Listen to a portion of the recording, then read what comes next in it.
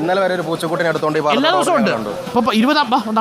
20ാമത്തെ ദിവസമാണ് team welfare ഇവിടെ ഉണ്ട്. അതിന്റെ നേതൃത്വം ഫുള്ള് ഇവിടെ ഉണ്ട്. ഈ കട നോക്കി നമുക്ക് വിനീഷ് നമ്മുടെ ആ കട നോക്കി ഹണി, ഈ കടയിലെ ചെളിയാണ് ഇത്രയും അടിഞ്ഞുകൂടി കിടന്ന ആ കടയിൽ നിന്ന് പുറത്തേക്ക് എടുത്തിരിക്കുന്ന ചെടിയാണ്.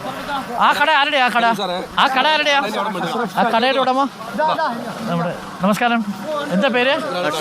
അഷ്റഫ്. ഈ സ്ഥലത്തിന്റെ പേര് ചൂരന്മല ഫേമസ് സ്റ്റോറാണ്. ബോർഡെല്ലാം പോയി, എല്ലാം പോയില്ലേ? എല്ലാം പോയി, തകർന്നു. സാധനങ്ങൾ പോയോ? സാധനങ്ങളെല്ലാം പോയി സാറേ. അതിന്റെ അകത്തുനിന്നാണ് വന്നത്.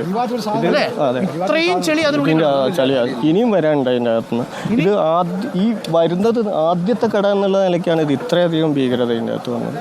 ഷട്ടർ ഉണ്ടായിരുന്നു. ഷട്ടർ ഇത്രയും ചെളി പോയി. ഒരു 20 ലക്ഷം രൂപേന്റെ സ്റ്റോക്ക് പോയി സാറേ. ഈ ഒരു ഇതിൻ്റെ അകത്ത് കടയിൽ A to Z സാധനം കിട്ടും. ഇതിൻ്റെ അകത്ത് ഞാൻ എന്താണ് ഇവിടെ ആളുകൾ നാട്ടിലെ എല്ലാവർക്കും എന്ത് വേണമെങ്കിലും നമ്മൾ മേപ്പാടി പോകാതെ എന്ത് സാധനം വേണമെങ്കിലും ഈ കടയിൽ വന്നാൽ കിട്ടും. 20 ലക്ഷം രൂപയുടെ സ്റ്റോക്ക് സാധനമുണ്ട്. എല്ലാം ഇപ്പോൾ കുറേ പോയി സാറ് കണ്ടാൽ നോക്കിയാൽ തന്നെ അറിയാം. പിന്നെ 2 ദിവസം ഇതെല്ലാം വേസ്റ്റാക്കാണ്. 2 ദിവസമായി ഇപ്പോൾ ക്ലീനിങ് തുടങ്ങിയിട്ട് എവിടെ എത്തിയിട്ടില്ല. ഫുൾ ഇതിന്റെ നവീകരണത്തിന് മൊത്തം ചെളിയാണ്. ഇനി അതിനകത്ത് സാധനങ്ങളൊന്നും എടുക്കാനില്ല. എന്താന്ന് വെച്ചാല് ഇദ്ദേഹത്തിന് എന്ത് സാധനമാണോ കൈ വൃത്തിയാക്കി കൊടുക്കാനുള്ളത് എങ്കിൽ അത് വൃത്തിയാക്കി അവിടെ പുഴയെന്ന് വൃത്തിയാക്കി കൊടുക്കാണ്. ബക്കറ്റ് എടുക്കാൻ കഴിയില്ല സാർ. അത് ഇനി ഒരാൾക്ക് കൊടുക്കാനും കഴിയില്ല. ആർക്കെങ്കിലും പിന്നെ ഫ്രീ ആയിട്ട് ആരെങ്കിലും എടുത്തു പോകണം. ഇവിടെ ആളുകളില്ല, അല്ലെങ്കിൽ അവരോട് പറയാൻ നിങ്ങൾ കൊണ്ടുപോയിക്കോളൂ.